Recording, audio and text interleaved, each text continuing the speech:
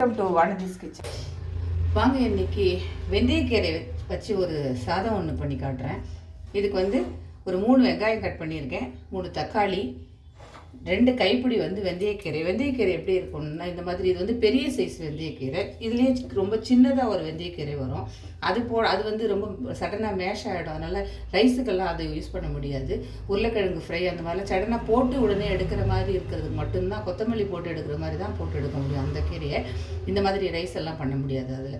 இது பெரிய கீரை, அதோட பெரிய கீரை இது இதை வாங்கிக்கோங்க. இந்த மாதிரி இருக்கும் 3 இல்லையா. ரொம்ப நல்லது உடம்புக்கு. சுகர் பேஷண்ட்டுங்களுக்கெல்லாம் இந்த கீரை ரொம்ப நல்லது. இதில் ஒரு ரைஸ் காரத்துக்கு 2 பச்சை மிளகாய் அது கூட உடச்சி வச்சுருக்கேன். கட் பண்ணி போட்டால் காரம் ஜாஸ்தியாக இருக்கும், அதனால் உடச்சி வச்சுருக்கேன்.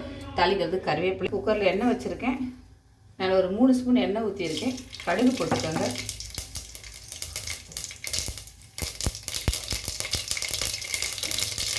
கடுகு பொரிச்சதும் ஒரு 2 ஸ்பூன் கடலைப்பருப்பு போட்டுக்கோங்க. 2 ஸ்பூன் உளுத்தம்பருப்பு, ஒரே ஒரு காஞ்ச மிளகாய், பச்சை மிளகாய்,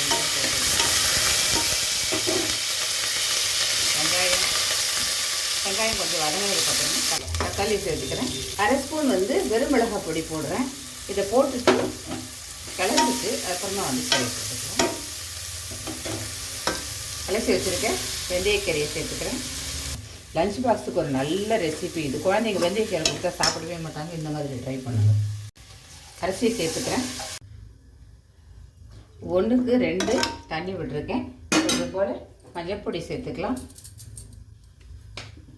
தேவையான உப்பு போட்டுடுறேன். சாதத்துக்கு தேவையான உப்பு போட்டுக்கலாம். ஸ்டீம் வருது. இப்போ என்ன பண்ணுறோம், திறந்து பார்த்துட்டு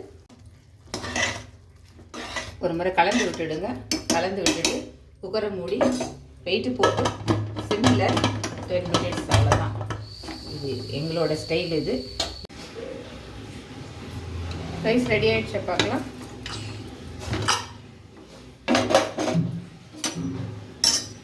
சூப்பராக வந்திருக்கு பாருங்கள்.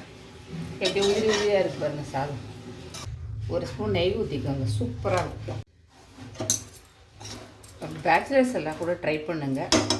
கீரையை வாங்கிட்டு ஒரு வெங்காயம் தக்காளி கட் பண்ணி போட்டு ரைஸோடு சேர்த்து கலந்தீங்கன்னா வேலை முடிஞ்சு. ரொம்ப குயிக்காக பண்ணி முடிச்சிடலாம் இந்த ரைஸை. ரொம்ப டேஸ்ட்டாக இருக்கும். ட்ரை பண்ணி பாருங்கள். பிடிச்சதுன்னா லைக் பண்ணுங்கள், ஷேர் பண்ணுங்கள், சப்ஸ்கிரைப் பண்ணுங்கள். உங்களோட வேல்யூபிள் கமெண்ட்ஸை கொடுங்க. நன்றி, வணக்கம்.